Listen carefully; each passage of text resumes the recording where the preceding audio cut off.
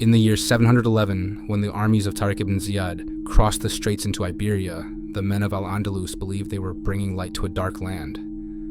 But light cast shadows, and the mountains of the north held shadows older than Rome itself. Among the troops marched Hakim al-Masri, a physician and scholar. He was devout, rational, a man who trusted numbers, medicine, and faith, not tales told around campfires. His duty was to tend the wounded as the Moors advanced through the green hills of Hispania. The locals called the high forests of Asturias Los Montes de la Luna, the Moon Mountains. They said wolves there walked upright and wore the faces of men by day. Hakim dismissed it as superstition until the first body arrived. At dusk, the patrol dragged in a soldier half devoured.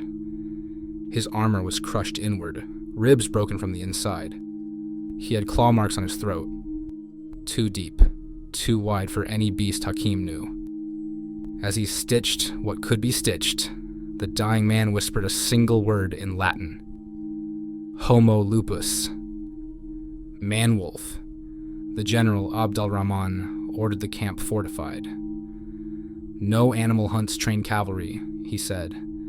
These are rebels in disguise. But when the sentries vanished before dawn, their posts stained with black, not red blood, even the imams prayed with trembling voices. They found a village empty of life, pots still warm, doors barred from inside. Hakim entered a chapel that had been converted to a stable. On its walls, scratched in charcoal, were circles of protection, the kind Berbers used against jinn. In the center lay a chained monk, his skin gray, his lips moving in prayer. When the chain snapped, the monk's body convulsed, bones twisting with the sound of grinding stone. Fur burst through flesh.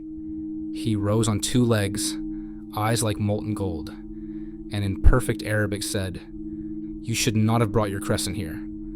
The moon is ours." Hakim fled as soldiers fired arrows, but the creature leapt through the mist, tearing a man in half before dissolving into the forest. Weeks later, after pushing south, the Moorish army captured the Roman city of Córdoba. It was there that Hakim met Lady Lucila, a noblewoman whose family had served the night. She requested audience with Tariq himself. "You have conquered stone and sand," she said, "but the forests serve another master.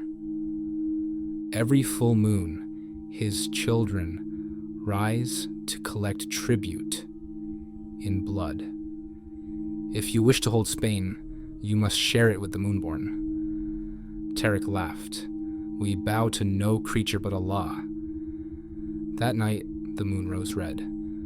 Wolves filled the city's aqueducts with howls so deep they cracked the masonry. The Moors formed a circle of fire outside Cordoba's walls, hundreds of torches forming a barrier of light. Hakim stood beside them, clutching vials of silver nitrate he had distilled from alchemical salts. His attempt at a weapon against infection and superstition alike. When the beasts came, they came not from the forest, but from within the city. Men who had fought at Tariq's side threw off their helmets, their bodies contorting under moonlight. The infection was not a curse. It was a blood-borne plague, carried by scratches, by saliva, by the breath of the dying. Hakim hurled his silver concoction into the air as mist. The vapor seared the beast's skin like acid. For a moment, the tide turned. But when the largest of them, a creature twice a man's height, strode into the light, the soldiers broke. It wore fragments of Moorish armor fused into its hide, and across its chest was carved a verse from the Quran, burned backward as if mocked by fire. By morning, the fires had burned out. Cordoba smoldered. The werewolves vanished with the moon, leaving behind corpses that reverted to human shape. Hakim buried the dead himself. Among them, he found the body of Lady Lucila. her throat unmarked, her hands clasped around a silver rosary. In her palm was a note written in Arabic. Not all who serve the moon are beasts. Some guard the gate so worse may not pass. He realized then that she had kept the pact, sacrificing her own kind to stop the contagion from spreading further south. Hakim chronicled the events in his journals, calling them the treatises of the Lunar Plague. He sealed the writings beneath the great mosque when Cordoba became the jewel of Al-Andalus.